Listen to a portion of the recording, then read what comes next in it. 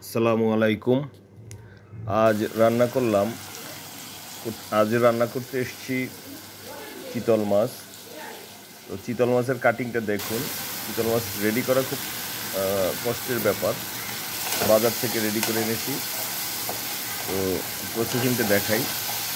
এটা বরিশালের স্টাইলে রান্নাটা করেছি। সামান্য একটু সবজি দিয়েছি, দু টুকরো আলু, কয়েকটা ঢেঁড়স এরকম। তো খুব স্বাদ হয়েছে আলহামদুলিল্লাহ। তো ভিডিওটা করার পরে আমি সাউন্ড অ্যাড করলাম, আপনারা দেখুন এবং এভাবে চিতল মাছ এই বর্ষাকালে ট্রাই করতে পারেন, ভালো লাগবে ইনশাল্লাহ। দেখুন কালারটা কি এসছে ফাইনালি।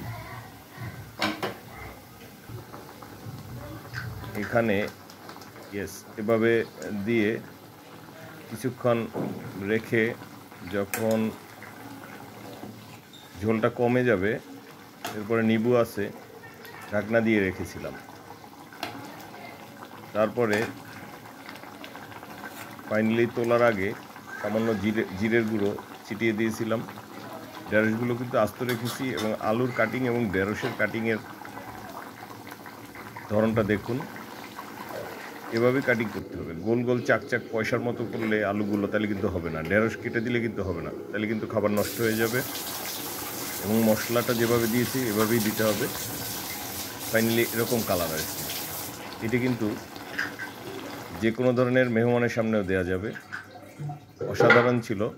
চিতল মাছের দাম কিন্তু বেশি নয়, এখন মাছের সিজন, দামও কিন্তু কম। ধন্যবাদ সকলকে।